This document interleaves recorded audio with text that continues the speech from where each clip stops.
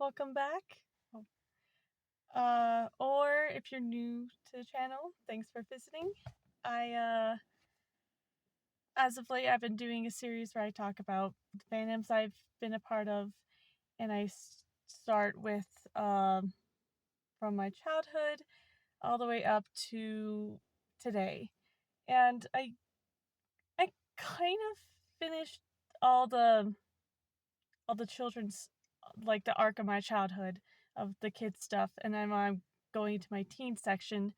But at the same time, I didn't, because there's also celebrity stuff that I didn't talk about. I just talked about like TV shows, movies, and I did an all around video games all together because I it's in my teen years, so I kind of took a gap from video gaming altogether, and I kind of lost my mojo for video gaming.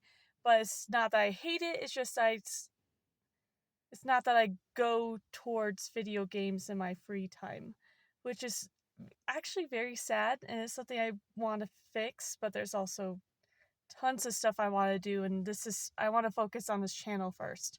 So once I'm able to do like a double A of playing video games while filming it, I will be just ecstatic because I will be able to pick up video games that I have either wait or I want to buy, and it'll give me like a package deal of I want to work on this, but I also want to play video games.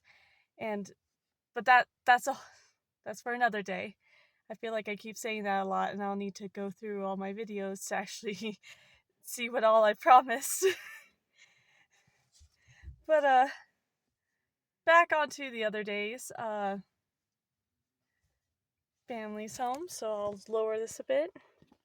Um, Today I'm gonna start talking about my teen years, and particularly, I moved from out of state. I live in America, and I moved from state to state from once from like Middle East area and to Mid East over into the West side, and had a huge culture shock.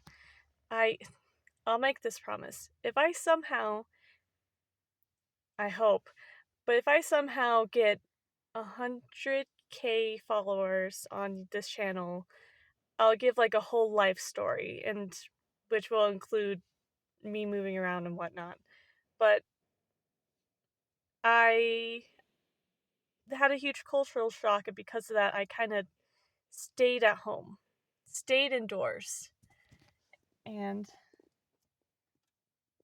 people kind of people left, so now I can move it back up again. Uh, and I had a computer, but like I told, as I explained in the video games stuff, I didn't really use it for much other than webkins or video games. And I did have some video games in my teen years, so maybe I'll make an update on that. But it was just video games when I was in my youth. Yes. So when I came out here, totally cultural shock.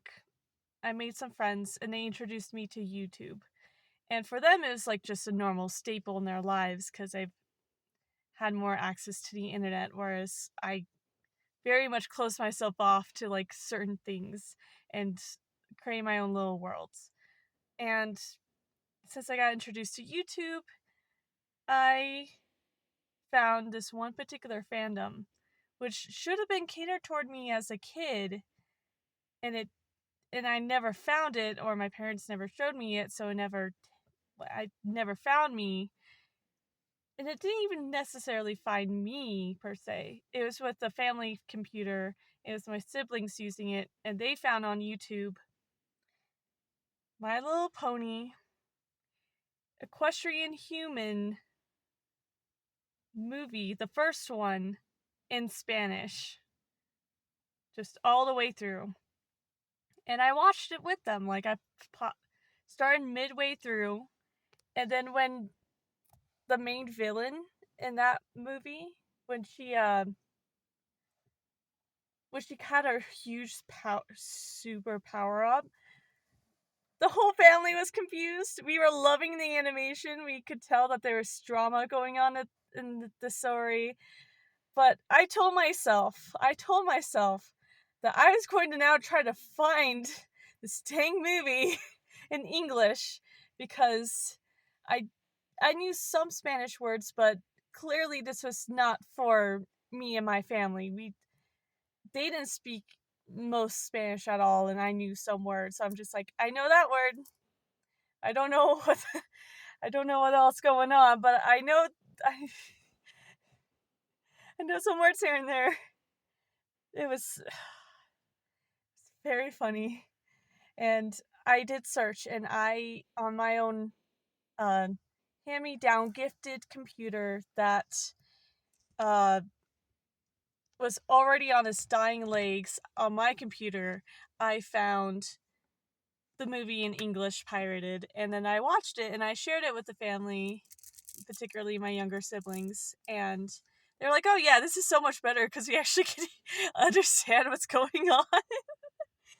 At first, before they watched it in English, you're like, "But I like this version better," and then we watched it in English. You're like, "Oh, this is better because we actually know we can understand what's going on." And that's how I got introduced into My Little Pony. I wanted, a part of me wanted to tell you that it was My Little Pony and explain how I got into it, but I felt like that was more fun.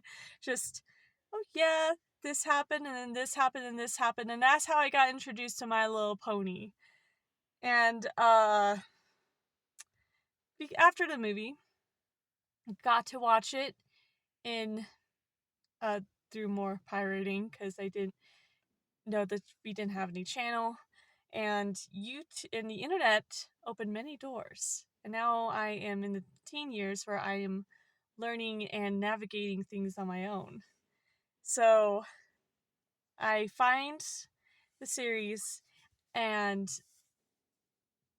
I basically fall in love because it gives the same vibe of the Barbie movies with the musicals, but also it gives the same theatrical storytelling that I've been craving as a little kid. And so I